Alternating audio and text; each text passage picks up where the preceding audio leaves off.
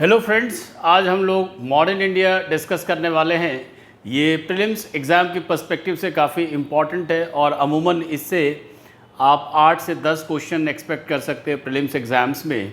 तो आइए हम लोग पहले ये समझने की कोशिश करें कि मॉडर्न इंडिया के अंदर असल में हमें पढ़ना क्या है। तो दोस्तों, मॉडर्न इंडिया को अगर हम हिस्टोरिकल पर्सपेक्टिव में देखें तो जिस तरीके से हिस्टोरियंस ने मॉडर्न इंडिया को डिफ़ाइन किया है, असल में वो 1707 से 1947 तक का जो पीरियड है ये इसके अंदर कवर होगा।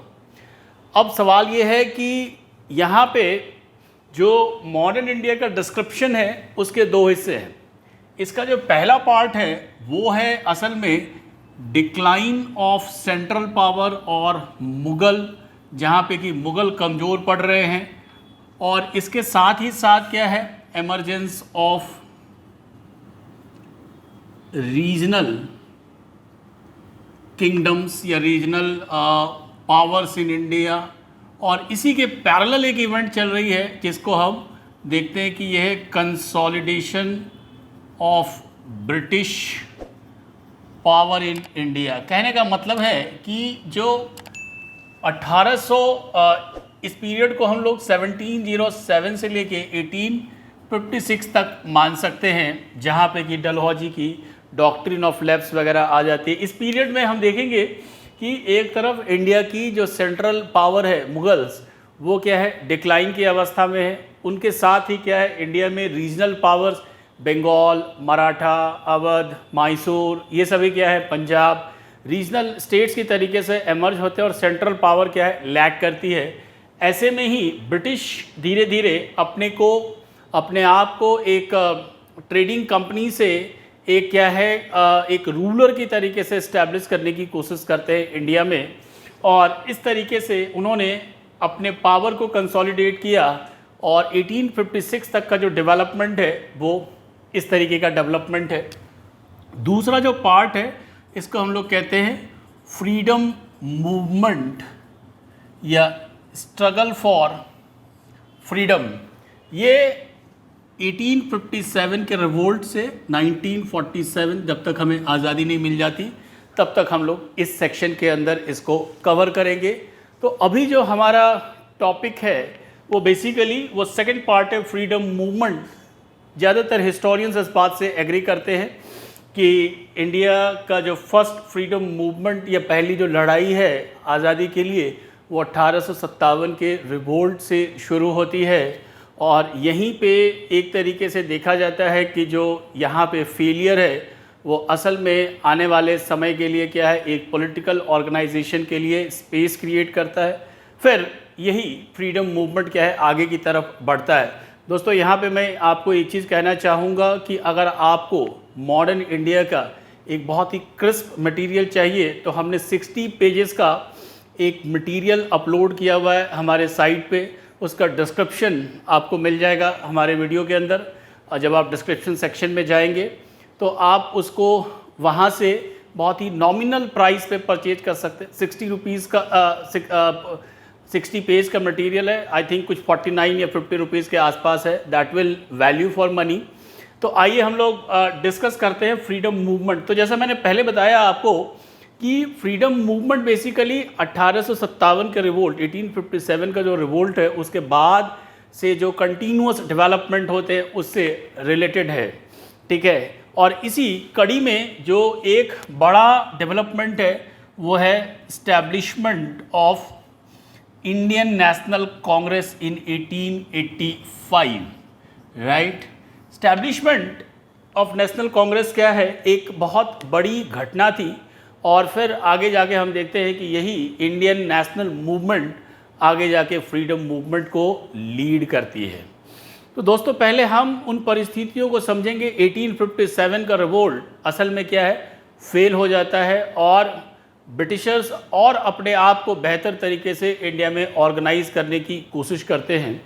तो हम लोग अपना जो फ्रीडम मूवमेंट का टॉपिक है उसको कुछ ऐसे इवेंट से रिलेट करने की कोशिश करते हैं जो कि असल में इंडिया के अंदर एक नेशन वाइड पॉलिटिकल ऑर्गेनाइजेशन की नीड को क्रिएट करता है। हाँ दोस्तों, इसी कॉन्टेक्स्ट में हम लोग लिप्टन की जो पॉलिसीज़ है उसको समझने की कोशिश करेंगे कि कैसे जो लिप्टन की पॉलिसीज़ हैं उसने इंडियन पॉपुलेशन के अंदर एक ऐसा सेंटिमेंट क्रिएट किया जिससे कि उनको लगा कि they are being repressed by the British government, British सरकार उनका दमन कर रही है और उस दमन के खिलाफ वो एक ऐसी संस्था बनाना चाहते हैं जो कि ब्रिटिश सरकार के लिए एक रेस्पॉन्स का काम करे, जो आने वाले समय में इंडियन के इंटरेस्ट, उसके जो हित हैं उसकी सुरक्षा के लिए काम करे। तो आइए हम लोग देखते हैं लिप्टन की पॉलिसीज़। तो हिस्ट्री में डेट काफ़ी इम्पॉर्टेंट होते हैं, उस डेट को आपको याद रखना है, इवेंट को भी याद रखना है। तो सबसे पहले लिप्टन का जो पीरियड है वो आपको ध्यान होना चाहिए। लिप्टन 1876 में गवर्नर जनरल वाइसरॉय बनकर आया था और 1880 तक वो यहाँ पे रहेगा इंडिया में। तो आइए इसकी कुछ एक पॉलिसीज़ को हम लोग समझने की कोशिश करते हैं कि कैसे लिप्टन की पॉलिसी ने इंडिया के अंदर क्या एक रिएक्शन के जैसा माहौल बनाया। तो दोस्तों इसमें सबसे पहले है royal title act and Delhi Durbar. Royal titles act 1876। पहले ये समझते हैं कि क्या है रॉयल टाइटल्स एक्ट। असल में आप देखेंगे कि 1857 के रिवोल्ट की समाप्ति के बाद 1858 में जो कंपनी का शासन है इंडिया में पूरी तरीके से ख़त्म हो जाएगा और ये पावर ब्रिटिश क्राउन में ट्रांसफ़र हो जाता है। और वहीं से फिर आपको ध्यान होगा कि वाइसरॉय का पोस्ट भी क्रिएट होता है 1858 से। तो जब ब्रिटेन की जो महारानी हैं क्वीन विक्टोरिया, उनको उनके अंदर इंडियन गवर्नमेंट को लाया गया, तो वैसी स्थिति में 1876 में ब्रिटेन की ब्रिटिश पार्लियामेंट ने एक एक्ट पास किया जिसका नाम है रॉयल टाइटल एक्ट। और इसी एक्ट के तहत क्वीन विक्टोरिया ने अपने लिए एक टाइटल, उनको एक टाइटल दिया गया कैसर ए हिंद, कैसर ए हिंद और एम्परेस ऑफ इंडिया, भारत की साम्राज्ञी या कैसर ए हिंद का टाइटल उनको दिया गया। अब गवर्नर जनरल को इस चीज़ को सेलिब्रेट करना था इंडिया में और इसलिए गवर्नर जनरल ग्रैंड दरबार एट दिल्ली वो आयोजित करेंगे। कब? जनवरी 1877 में। ये डेट आपको याद रखना, कई बार क्रोनोलॉजी में भी सवाल पूछे जाते हैं।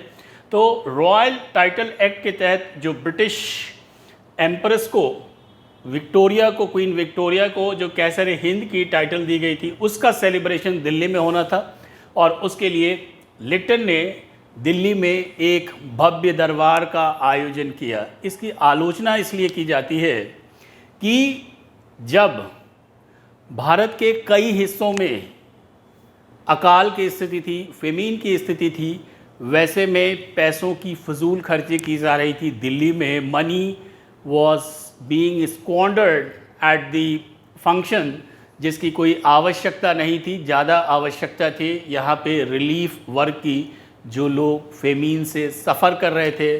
और इसी कॉन्टेक्स्ट में लिप्टन के बारे में कहा गया है कि he was a Nero of India. Nero के बारे में कहा जाता है कि जब रोम जल रहा था तो नीरो बंसी बजा रहा था। कहने का मतलब है he was quite unaware as to what is happening in his own kingdom और कंट्री। उसी तरीके से जो लिप्टन साहब हैं उनको पता नहीं था कि इंडिया में क्या हो रहा है और वो सिर्फ अपने कॉलोनियल जो मास्टर्स हैं उनको इम्प्रेस करने के लिए, उसको खुश करने के लिए दिल्ली में उन्होंने एक बड़े भव्य दरबार का आयोजन किया और इसी वजह से इनको नीरो ऑफ इंडिया कहा जाता है।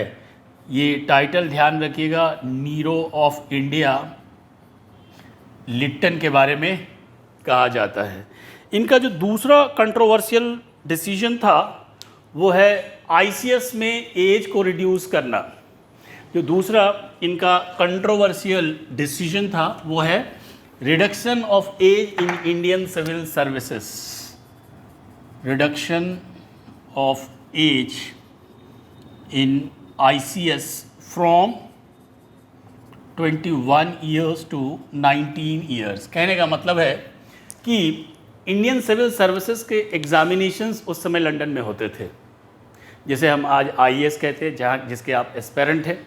तो इस एग्जामिनेशन के लिए जो मैक्सिमम एज था वो पहले 21 साल था और उसको 21 साल से कम कर दे के 19 साल कर दिया गया। ये एक डेलिब्रेट एक्ट था, जानबूझकर ऐसा किया गया था लिट्टन के द्वारा, ताकि इंडियंस को सिविल सर्विसेज के अंदर जाने का ऑप्शन ना मिल पाए, right. So that was the reason because of which he had reduced age from 21 to 19 years। इतना ही काफ़ी नहीं था, जैसे कि उसने भारत के जो कैंडिडेट हैं, जो एप्लीकेंट है, उनके लिए वो ये भी कहते हैं कि उनको हॉर्स राइडिंग और शूटिंग आना कंपलसरी है अगर वो सिविल सर्विसेज में अपीयर होना चाहते हैं।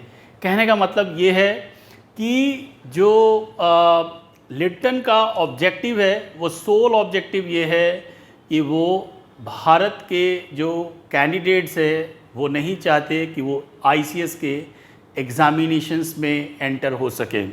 लिट्टन के और भी कई कंट्रोवर्शियल हैं। एक और जो बहुत ही प्रोमिनेंट कंट्रोवर्सी अराइज हुई थी वो है vernacular press act. Vernacular press act 1878।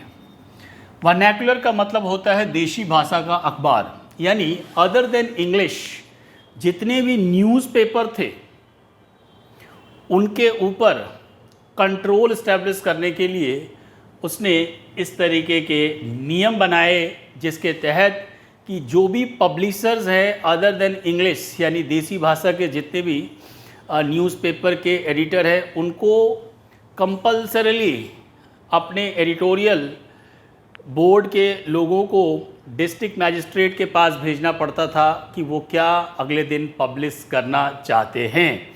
तो इस तरीके से अखबार में कुछ भी लिखना, राष्ट्रवाद की बात करना, उसको पूरी तरीके से वो रोक लगाने की कोशिश करता है और इसीलिए इसका नाम गैगिंग एक्ट भी कहा जाता है।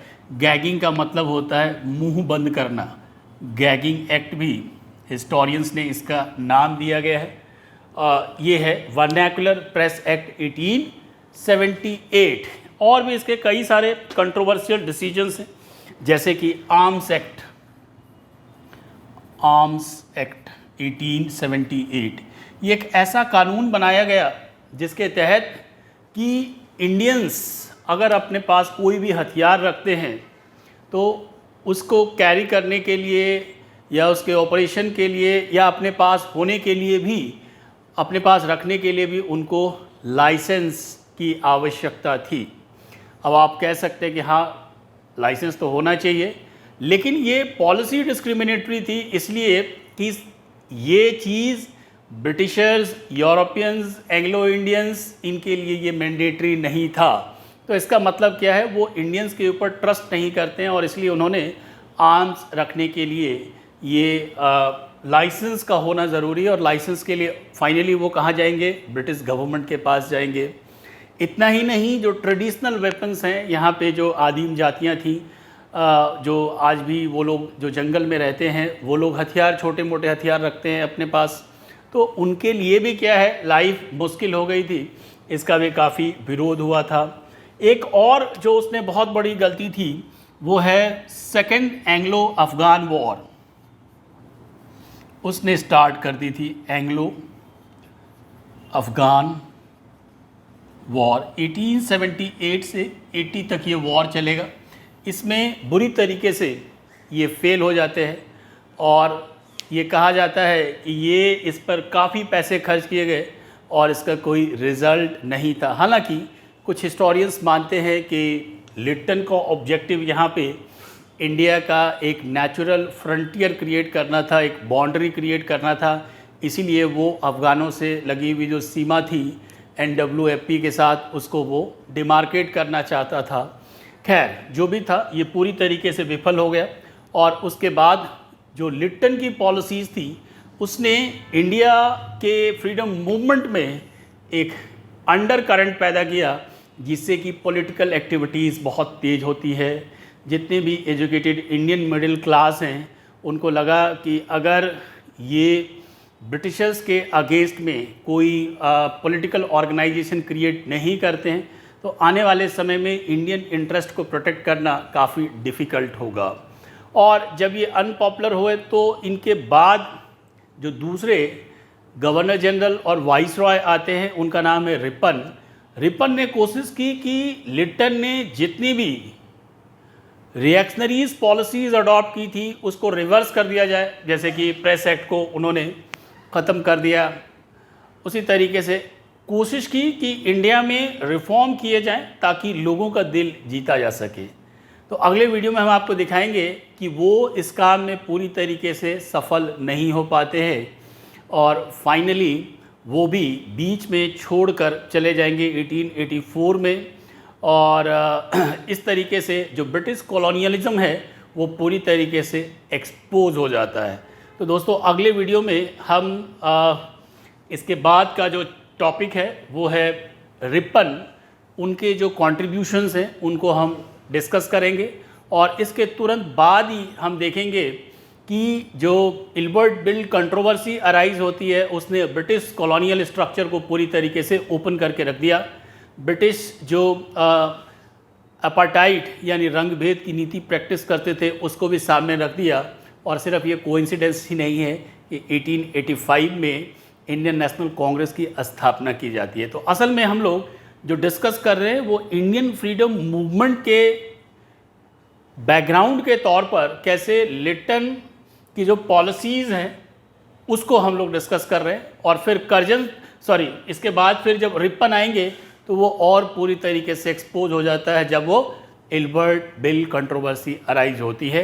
आप इस वीडियो को देखिए, कॉन्सेप्ट को लर्न करिए, हमारा जो चैनल है इसको सब्सक्राइब करिए, वीडियो को लाइक करिए, शेयर करिए। थैंक यू, मिलते हैं अगले वीडियो में।